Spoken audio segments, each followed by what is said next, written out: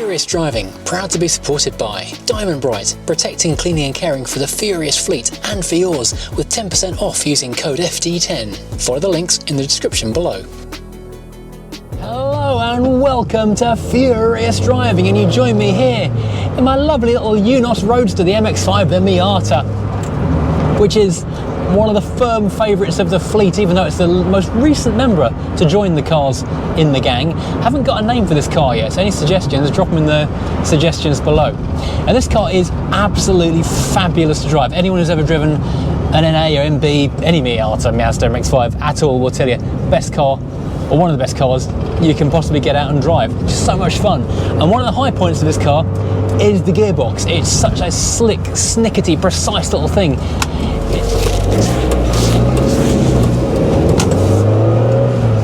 There are very few gearboxes in such a mainstream, affordable car as good as this. However, this car has a little problem, and that is that this gearbox is not as slick and snickety as it could be when it's cold. And that is generally indicative that it needs new oil. And normally when I get a new car, the first thing I'll do is go through and change all the fluids and do a big service. But because I bought this car from a friend who is, well, pretty much on top of his cars, I wasn't too worried about doing an oil service straight away. I've got the filter in the glove box. I did buy that more or less immediately, but I just haven't bothered to change it yet. So today I'm going to do the oil change in the engine, just because it's a good thing to do. And I'm going to change the gearbox oil as well, because that is an essential thing to do, because when the car is cold, getting from first to second, when the gearbox is cold, getting from first to second, second to third, and then back down again, very hard indeed. I don't want to damage it. Also, I'll do the differential as well, which apparently takes the same oil. Important question as to what oil you should use. The general received wisdom about what to use is incorrect. I had Googled this, and people were talking about all kinds of esoteric fancy brands that were going to cost an absolute fortune to do.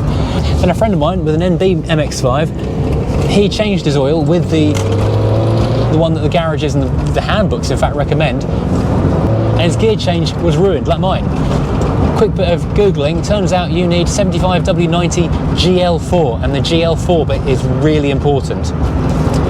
They sell it in Halfords. I got mine from OP Oils, a little bit cheaper that way. I don't know if it's a better brand or not. I think probably better than Halford's own brand, perhaps. Takes 2 litres. Let's get underneath the car and have a look. Now, I'm not saying I'm massively paranoid about going underneath cars, but we have got literally every option ticked for going underneath this car. So we've got everything, basically. Now, we'll start draining the oil for the engine in a moment, but first of all, I will quickly show you what we're going to be doing as regards the gearbox. So first of all, we've got the drain just here in the middle, but we're not going to touch that yet. This is quite an important thing. We've got the fill just here, slightly higher, so you fill to the level. But one thing you never do is undo that before you undo that, because if you drain the oil and then discover that thread is knackered, someone's glued it in, you can't get it undone or whatever else, you are royally stuffed. So we always undo the top one first of all, just to make sure we can refill it later on when we come to that. Then we undo that one and drain it out. This refill plug is the definitive square peg in the round hole. It's a square 15mm thing. I did actually go and buy the Parkside, damn it, that's tight. Oh, there we go. The Parkside little drain plug set, but it does not have a drain plug key in this size, which is massively helpful. Now, nothing should come out on me at this point because everything should be below the level of this plug. Stand by for me to be smothered in stuff. It's still nicely warm because I drove it this morning. Be careful if you're doing this and you have warmed the car up, because the exhaust pipe will get hot and you're very close to it, so you could burn yourself. Be aware of that. It's going to fit up there, so you're going to need a fluid pump to pump it up into that area. It's a little hole. Now, the drain plug appears to be a 24mm, which is a big old unit. I'm expecting it to be quite tight. There's only 2 litres of stuff going to gush out of here, but it's going to come straight out on top of you, so be ready with the catcher.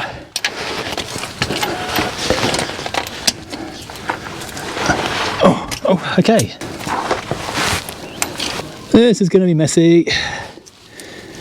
It's nice and warm still, at least, though. There we go, lovely. Oh, it looks not bad, actually, that. It's nice and clear. It's a little bit creamy, but what I suspect is that someone has put the wrong grade in here, because it's so notchy when it's cold. When that is glittering, that's really nice looking fluid. Definitely glad I'm doing this. Drains down. I'll take a quick moment to say, if you haven't already subscribed to this channel, then please do. It's amazing how many of you are watching who aren't subscribed. And if you haven't liked this video already, then please, again, like it. YouTube is not suggesting my videos to as many people as it could recently.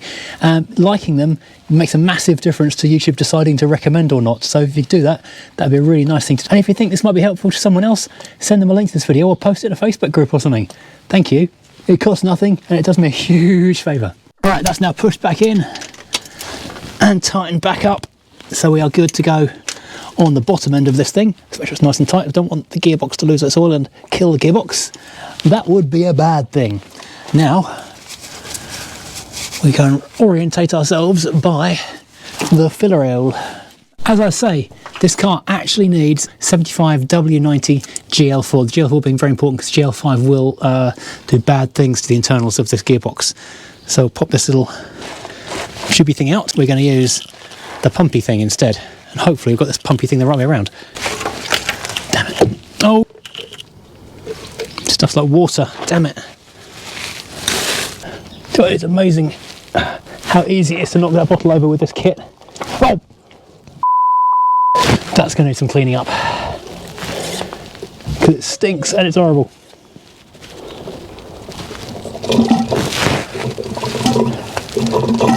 Right, that's the first bottle down, and only a few major mishaps. And now we're into bottle number 2. It should take 2 litres, but as we've had a little bit of a spillage here, I might need to crack into the third bottle, which I bought because you need about half a litre, give or take, for the diff. So basically you pump this until it runs out of the thing, but more than it is running like that. Oops, I'll show you, we're actually getting actual runoff every time I pump, which means we've hit the limit, no more can go in. One more just to prove it. Yep, there we go. There's more going down the side than going into the box. That means we've done it. Filled the gearbox up. And the drive. Okay. It's going to get messy. That's why we've got lots of rags down there to collect everything. This is foul smelling stuff. And get the 15mm back on there. It's 14mm, not a 15, sorry.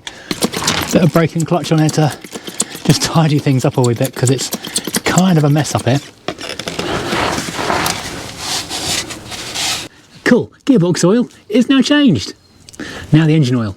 Now the engine oil. So first off, we'll crack this off to make it easier to drain it out. Get underneath, find the sump plug. Now Mazda have been really helpful. They've put a little hole in this under tray for draining the radiator, and the sump plug is nicely exposed just here in front of the engine. So that's, again, super easy. Now this is your classic 19mm, which is really, really, really tight. There's that moment when you want to do a sump plug where it suddenly goes loose and you're always thinking, is this going to go all the way out or just a little bit out? And how oily am I going to get? At least I can do is facing away from myself for a change and try not to drop the sump plug into the thing. Oh, there's a crush washer on this I need to replace. Oh, yuck.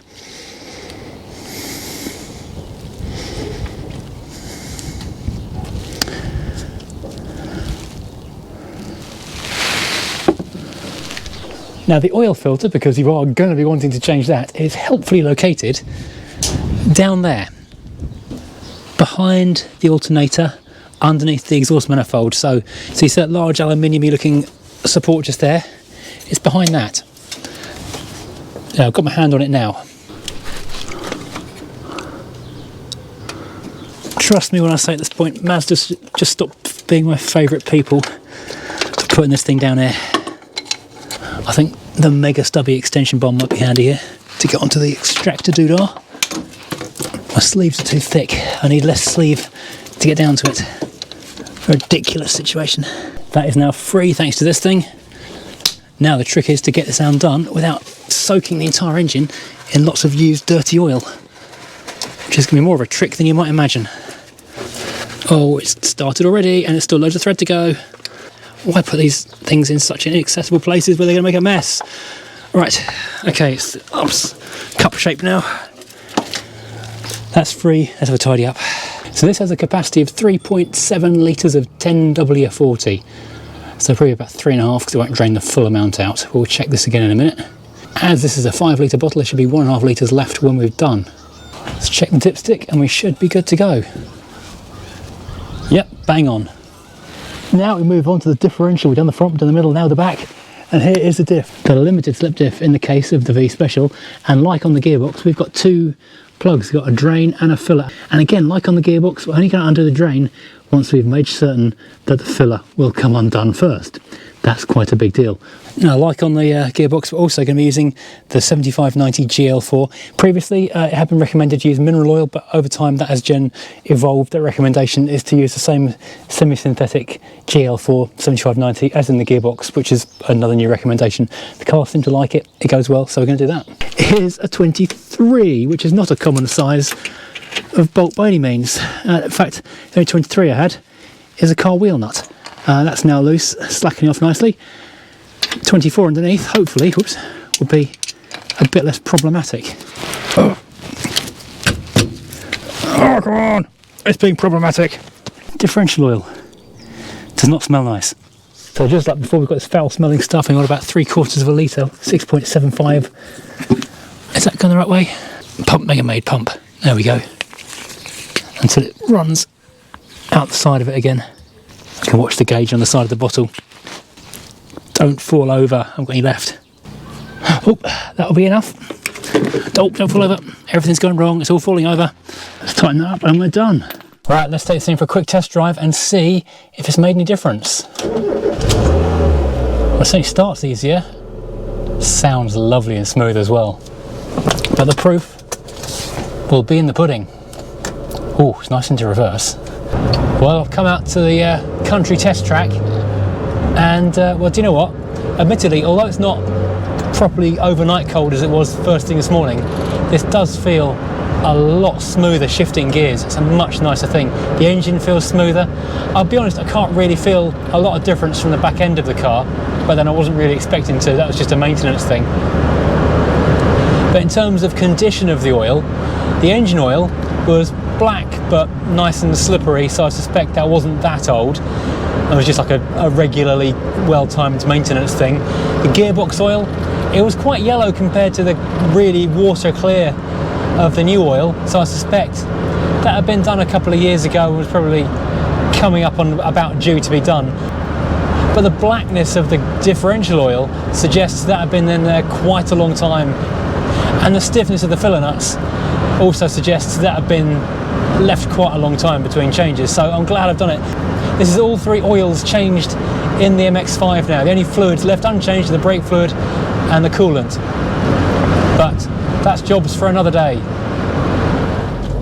Hard acceleration blast with the new fluids.